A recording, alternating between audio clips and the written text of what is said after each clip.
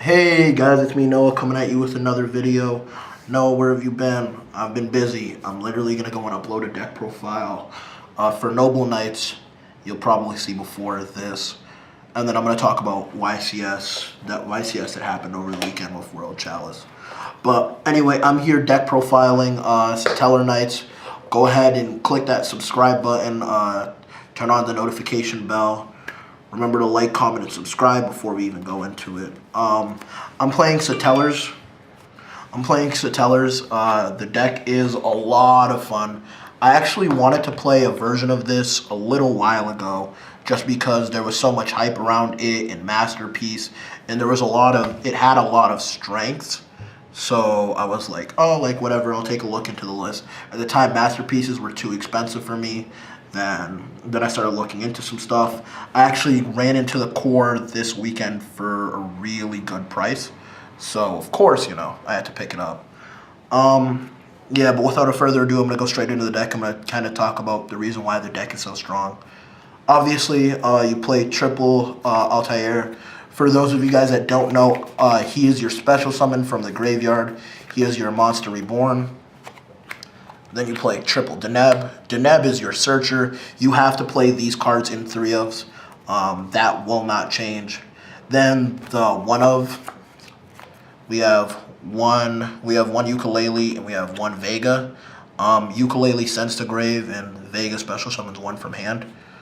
Those are 1-ofs because they don't do anything in their own right, and you don't want to be sending all of your Stellar cards to the graveyard. But also you need them to set up. So anyway, next with your true Draco stuff, you obviously play 2 Masterpiece. Masterpiece is still a extremely strong card in today's format, which is why I decided to play it. There's so much synergy between this and what the Satellar deck does, so I thought it was super strong. 2 Majesty Maiden, obviously just to search it.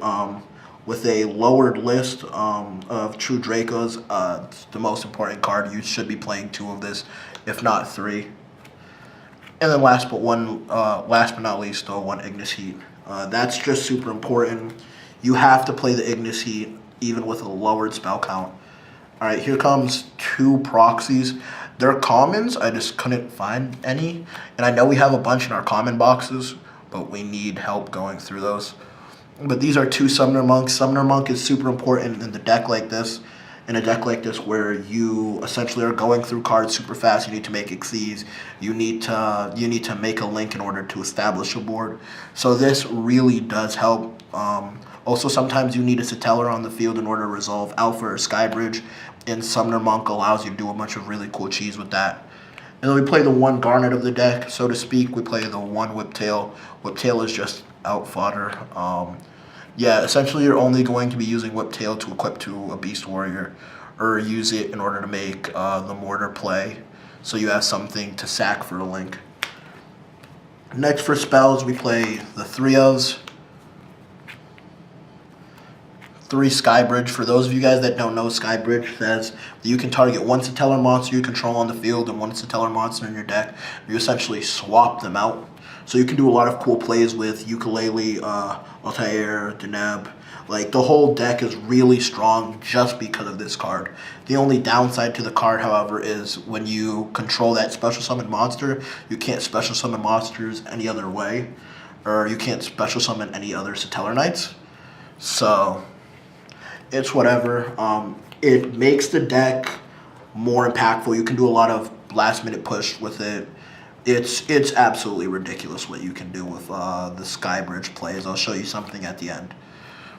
Next, we play 2 Zodiac Barrage. That's just for the Whiptail. Next, another proxy. These I actually have, but Gordon has them, and Gordon is not in town currently. These are Pot of Desires. There'll probably be like a Pot of Desires thumbnail somewhere on here. You go through your cards really fast, and it doesn't matter because you're not going to banish all 3 of your pieces. And normally, you're going to Pot of Desires once you've done the Vega or Ukulele play. So you've already done everything you really need to. You're not going to banish double Masterpiece. Doesn't matter if you banish the 1 Ignis. You play triples of pretty much everything, so there's no reason to not play the Pot of Desires. Next, for spells, we play 2 disciples to shuffle back everything else. And then we play the 1 heritage. That's all you're playing for spells. You don't need more spells in a version like this because the whole focus isn't true Draco stuff. And even if it was, I was looking at the top list and I talked to a couple of my friends who play true Dracos. I had never played Satellars in the past, so I wanted to get like a Satellar player's opinion. And we came to the conclusion that this would be best, if not triple disciple. The whole purpose of this is so that you have an extra normal summon, essentially. It doesn't do anything else. It gives you a normal summon negate. I mean, it gives you the spell negate off of Masterpiece, so. And shuffling back those cards so that you can do more potentially is amazing. Next, for the last of the spells. 1, Rhoda. Obviously, you play a bunch of warriors. Upstart Goblin, you do need to draw on this deck a lot in order to make sure the play resolves. 1 Monster Reborn, the magic card version, and then 1 Raigeki. That's it for spells. I'm going to fly through these traps because it's all like kind of self-explanatory.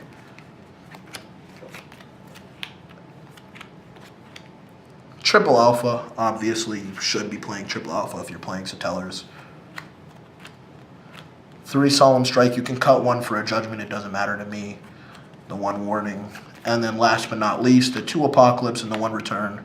Yet again, in the original list that topped the event, he wasn't even playing these. I just think they're kind of important now, just with all of the problematic cards running around, especially because you can go Tribute for Masterpiece or Tribute for Majesty Maiden. When they go to negate, activate Solemn Strike and continue to go off because you get an additional pop.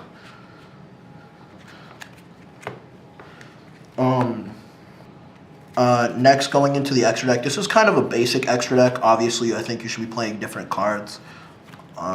This is sort of just my take on it. I think you should be playing 2 Trevor. I'm going to be playing this deck in tourney. I'm testing 2 Trevor. Trevor is really good because he bounces back cards and allows you to discard. The only problem is he's 3. He costs 3 level 4s. Then you play 2 of the one that costs 2. He makes everything dark. And also you can discard 1 card and detach 1 in order to make one of the other Stellar monsters. So obviously when you do that, you're going to be making Deltaros, the Trevor, and you're probably going to want to end with Diamond. Diamond is super good because with Diamond, essentially anytime you make a Stellar monster and you put him on top, you get roughly 5 negates or 4 negates. He makes everything dark. He makes it so that it can't send cards from deck to grave and bounce back cards from grave to hand, which is super important with the whole spiral thing. So I thought that was super important. Next, for just generic stuff, I don't have this on me, but you should probably be playing the Noble Knight Link. Yet again, mine's at home. Next, we have the Baguska, the Dark Rebellion, the Diamond Direwolf, the Castel, and then the Abyss Dweller. All of these are swappables. You should be playing cards based off of what does well in your locals. Like at my locals, a lot of people started picking up World Chalice, so I'm probably gonna swap some of the cards in here. I don't know what I'm gonna play next, but I am looking forward to this. I will be taking this to multiple events. This is going to be my deck of choice. The deck is so strong right now, and just the simple fact that you can literally draw 2 cards. You could draw Altair and Skybridge, and if you have another Satellar card in your hand, you essentially can end the board with Diamond, or you can do the Link play depending on what you think is best for you. That's it from me here at Team 1 Inch. Remember to like, comment, and subscribe. Hit the notification bell, and I'll see you later on in the week.